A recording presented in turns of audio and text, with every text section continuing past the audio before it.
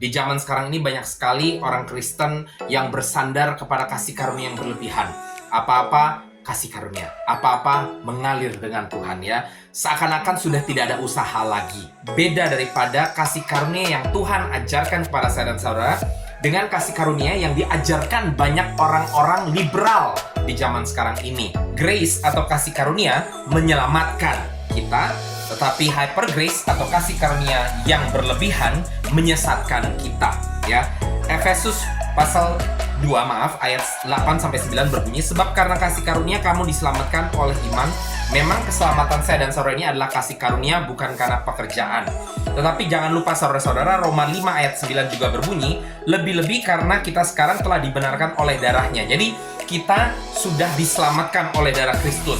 Lalu dilanjutkan, kita pasti akan diselamatkan dari murka Allah.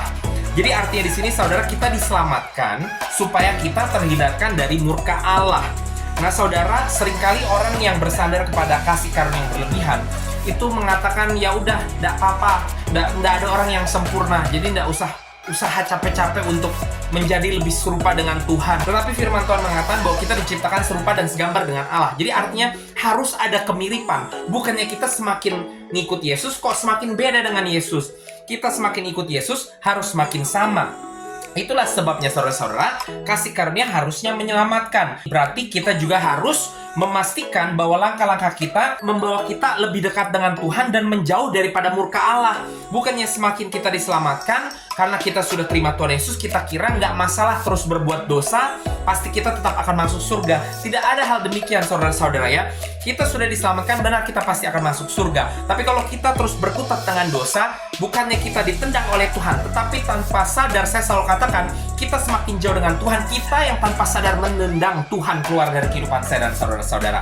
Inilah yang kita sebut sebagai sesuatu yang menyesatkan daripada kasih karunia yang berlebihan. Grace menyelamatkan, tetapi hyper grace atau kasih karunia yang berlebihan itu menyesatkan. Seakan-akan tidak masalah kita terus berbuat dosa karena surga tetap milik kita.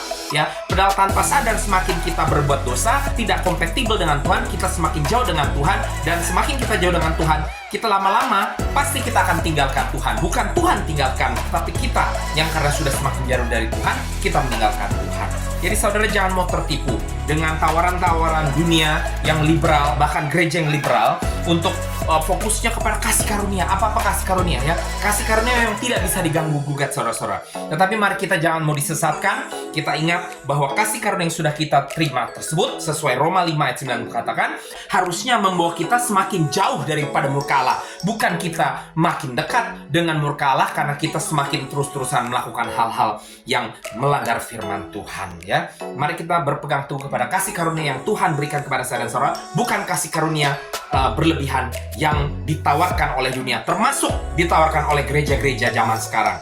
Jangan mau terima kasih karunia dari Tuhan, bukan kasih karunia dari manusia.